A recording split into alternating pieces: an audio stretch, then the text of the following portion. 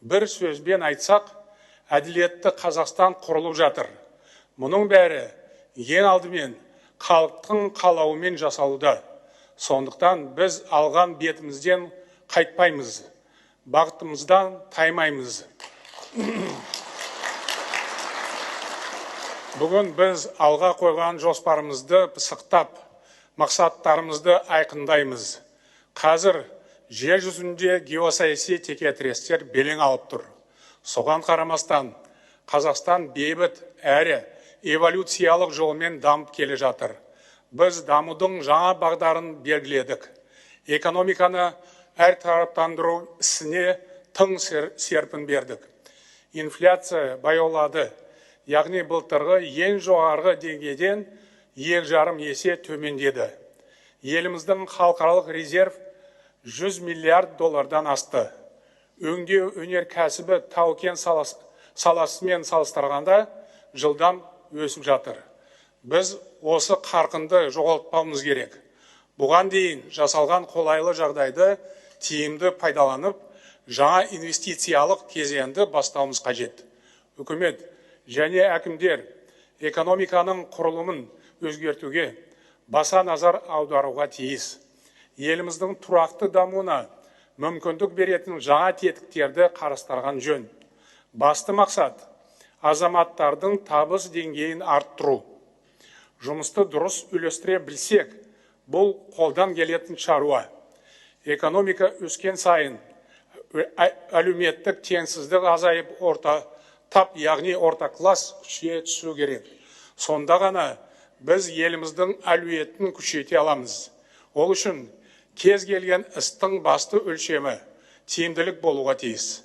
Яғни әрбір шешім, әрбір жоба ең алдымен елге пайдалы болуы қажет.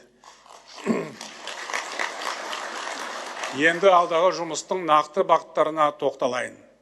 Первое. Необходимо устранить дисбалансы между денежно-кредитной и фискальной политикой. Приходится констатировать, что кредитование реального сектора по-прежнему находится не на должном уровне.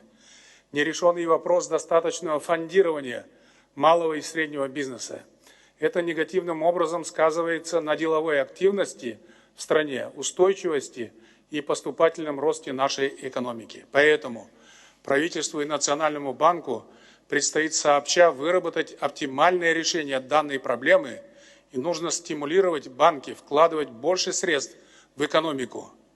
Международные эксперты относят казахские банки к одним из самых прибыльных среди стран, богатых ресурсами. Поэтому речь идет в том числе и о справедливом налогообложении данного сектора. Уплачиваемые банками налоги должны быть соразмерны дивидендам их акционеров. Данный подход выглядит особенно логичным на фоне государственной помощи, оказанной банкам. Бізге банктер туралы жаңа заң қажет. Бұл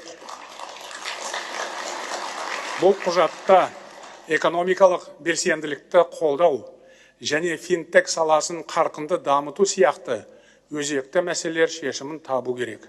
Қазір қолданып жүрген заң шамамен 30 жыл бұрын қабылданған. Ол кезде заманда мүлде басқа болды. Ашығын айтуымыз керек. Бізде республикалық бюджеттің кіріс бөлігі орындалмай жатыр. Бұл бұрынғы және қазіргі үкімет жұмысындағы үлкен олқылық. Мұндай жағдай жиі қайталанса, түптеп келгенде еліміздің дамуын тежейді. Сондықтан оған жол бермеу қажет. Бюджет қаржысын тиімді пайдаланудың шығыс бөлігін шектеп, қатаң бақылауда ұстаған жөн. Үкімет ұлттық банкпен бірлесіп, осы мәселеге қатысты нақты шаралар қабылдауға тиіс. Енді ұлттық қордың рөліне жеке тоқталайын. Қордың қаражатын ең алдымен мемлекет мүддесі үшін, яғни еліміздің стратегиялық мақсаттарын жүзеге асыру үшін пайдалану қажет. Ұлттық қор шетелдік қаржы институттарына қызмет етпеу керек. Ұлттық қор ұзақ мерзімге арналған макроэкономикалық тұрақтылықты қамтамасыз ететін аса маңызды құрал. Сондықтан оны тиімді басқару қажет. Экономиканы қарқынды дамыту үшін тек мемлекет қаржысына сүйену жеткіліксіз екені анық. Жеке инвестициялар тарту арқылы іскерлік белсенділіктің артуына қолайлы жағдай жасаған жөн. Ол үшін ең алдымен салық саясаты тұрақты болуға тиіс. Сонда бизнесте сапалы дамуға ынталы болады және жауапкершілікпен жұмыс істейді. Мен биыл мамыр айында экономиканы ырықтандыру шаралары туралы жарлыққа қол қойдым. Бұл құжатта көрсетілген талаптар мүлтіксіз орындалуға тиіс. Мемлекеттің экономикадағы тікелей үлесі әлде жоғары деңгейде қалып отыр.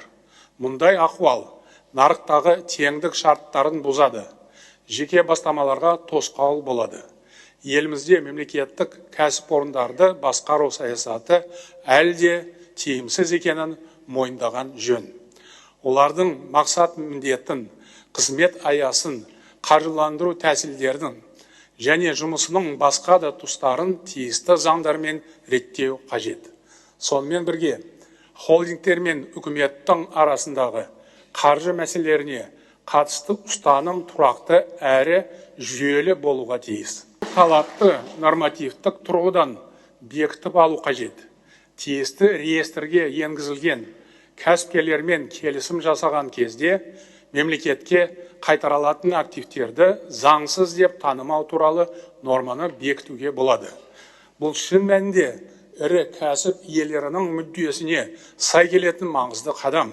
Бірақ кәсіпкерлерде қаржыны республикалық бюджетке аудару мәселесіне келгенде үкіметпен және бас прокуратурамен тығыз байланыста жұмыс істеуге тиіс.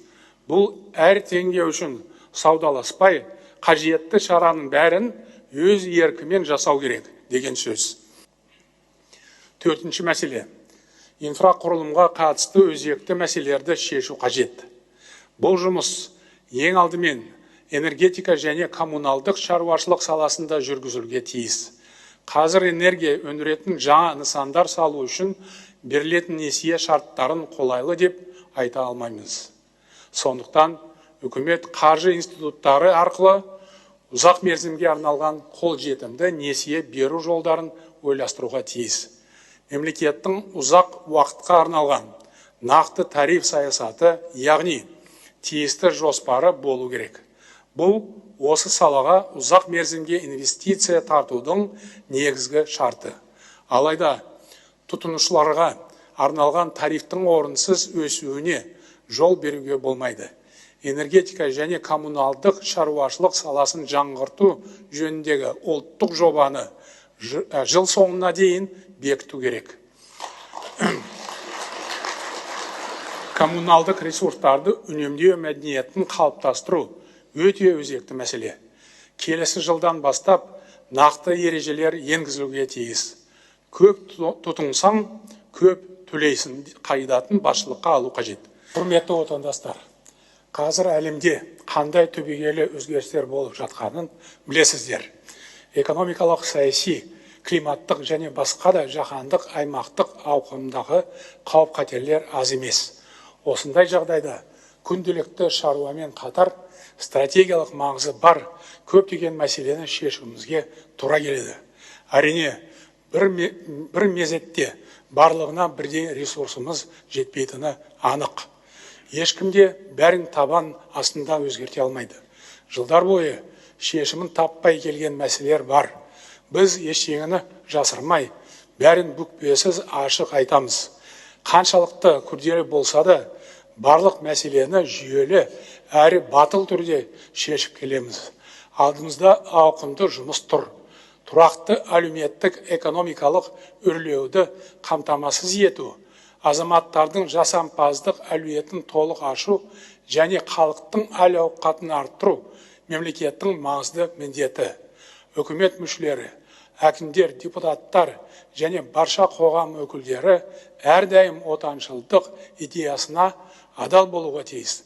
Әр іс елге деген жанашырлық ниетпен жасалу керек. Әрбір қадамымыз елге пайдасын тигізу қажет. Біз еліміздің байлығын үнемдеп пайдалансақ, табанды еңбек етсек, салық төлесек, өз өндерімізді сатып алатын болсақ, түрлі жобаларға инвестиция салсақ, мемлекетіміздің қуатын арттыра түсеміз. Демек, отанымызға да, отбасымызға да пайдамыз тиеді деген сөз. Біз қиындықтарға мойымай, барлық мәселені біртіндеп, байыппен шешуіміз керек. Мұның бәрі халықтың тұрмыс тіршілігіне ғана емес, қазіргі бұлыңғыр замандағы еліміздің тағдырына да тікелей әсер етеді. Біздің ұзақ мерзімге арналған даму жолымыз айқын. Биік мақсаттарымыз бар. Оған жету үшін ең алдымен ел бірлігін сақтай білуіміз керек. Бір-бірімізге қолдау білдіріп, құрмет көрсетуіміз қажет. Біз берекелі бірліктің арқасында түрлі сынақтан сүрінбей өткен халықпыз. Алдағы уақытта да солай болмақ. Бәріміз бір ел болып, әділетті және дамыған Қазақстанды бірге құрайық. Сонда әркім өз елінің кірпіші болып қаланып, арман мұратына жете алады. Әр адамға және баршаға бірдей мүмкіндік беретін мемлекетті, яғни әділетті Қазақстанды болашақ ұрпаққа аманат ету баршамызға ортақ міндет.